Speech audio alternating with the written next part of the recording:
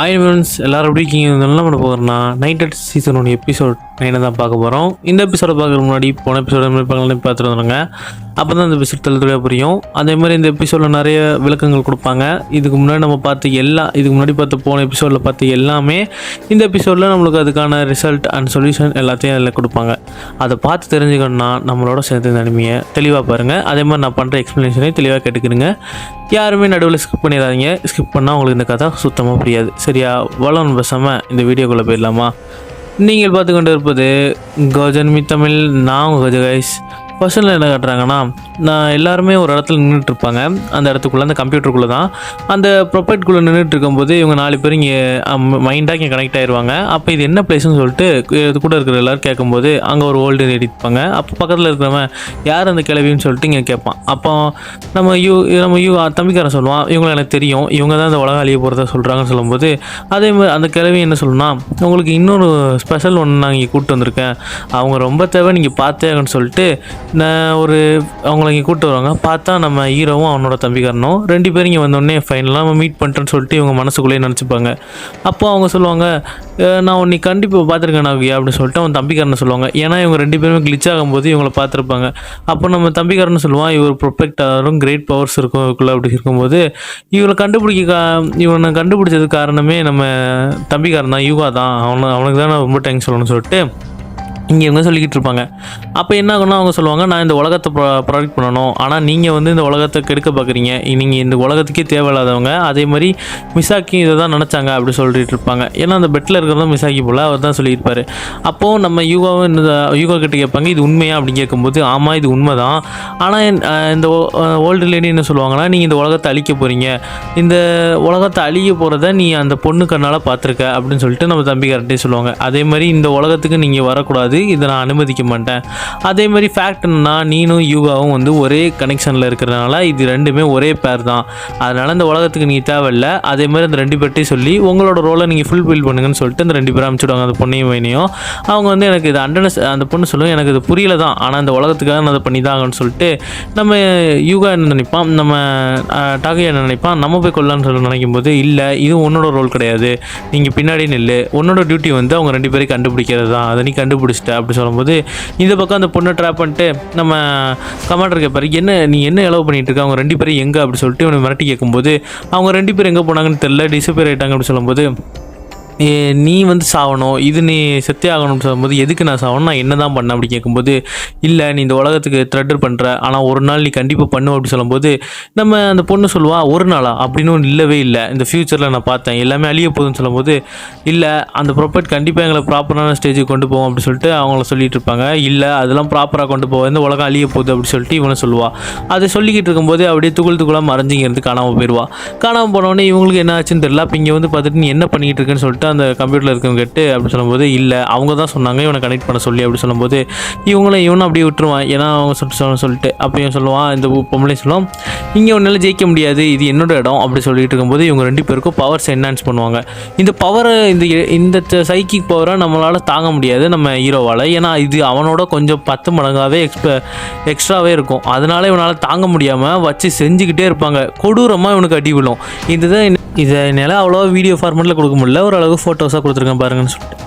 அப்போ இங்கே பார்த்தா இவங்க சொல்லிட்டு இருப்பாங்க, அவங்க என்ன தான் அவங்ககிட்ட சொன்னாங்கன்னு சொல்லிட்டு அண்ணங்காரை கேட்க, அப்போ நம்ம தம்பிக்காரன் இவன் ஹீரோட தம்பிக்காரனை காப்பாற்ற வருவான். இல்லை நீ இங்கேருந்து வேடிக்கை மட்டும் பாருன்னு சொல்லிட்டு இவனுக்கு ரத்த கிளறியாக இருப்பான், உடம்பு ஃபுல்லாக ரத்தமாக இருக்கும். அவங்க என்ன சொன்னாங்கன்னா, இந்த உலகம் அழிய போகுதுன்னு சொல்லிட்டு இங்கே இவன் சொல்லிக்கிட்டு இருப்பான். அப்போ இவன் கையிலையும் காலையும் 2 இடத்துலையும் கத்தி இறக்கி அப்படியே கல்லில் தூக்கி நிப்பாட்டியிருப்பாங்க.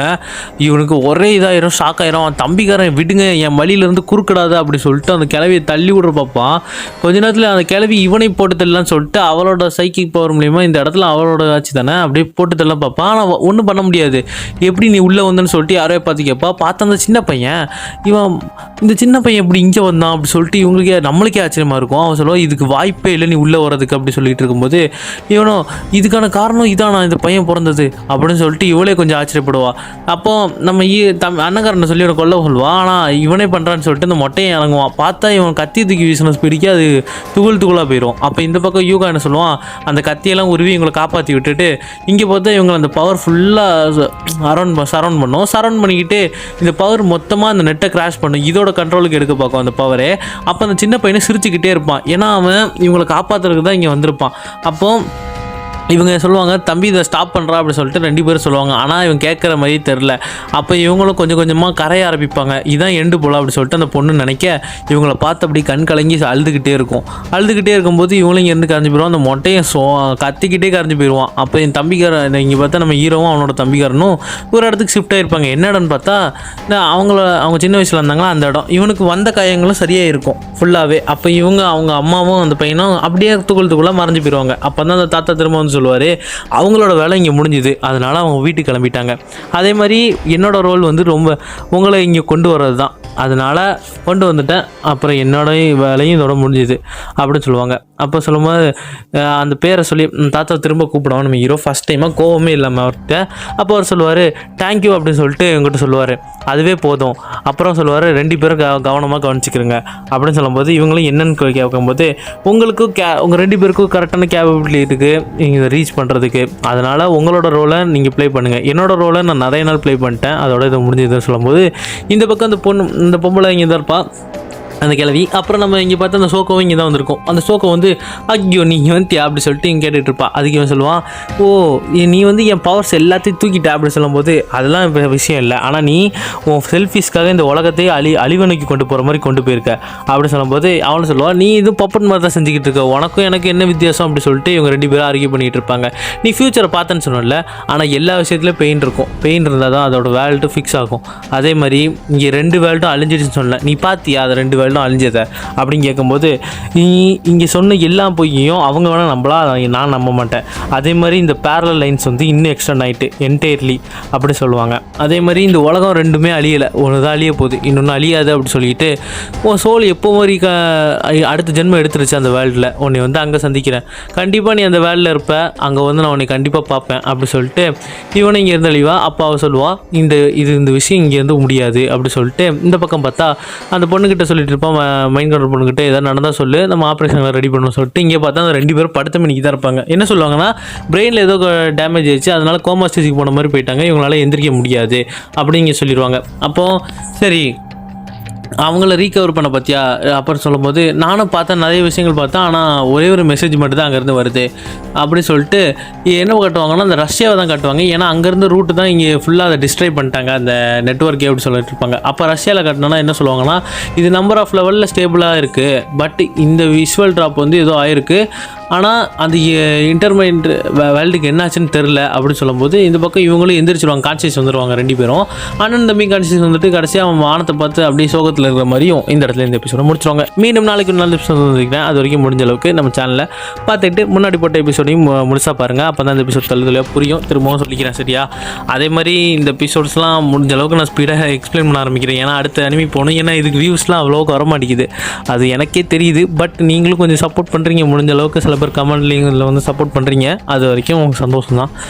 இந்த ஏதோ என்னால் முடிஞ்ச அளவுக்கு இந்த எக்ஸ்ப்ளனேஷனு இதெல்லாம் பண்ணி கொடுத்துருக்கேன், அது வரைக்கும் எனக்கும் ஹாப்பி தான். பட் நம்ம சேனல் இன்னும் 2K அடிக்கணும், அதனால் முடிஞ்ச அளவுக்கு ஸ்பீடாக உங்கள் ஃப்ரெண்ட்ஸ் அண்ட் ஃபேமிலிக்கு சப்ஸ்கிரைப் பண்ணி அவங்களுக்கு ஷேர் பண்ணி விட்டுக்கிட்டே இருங்க.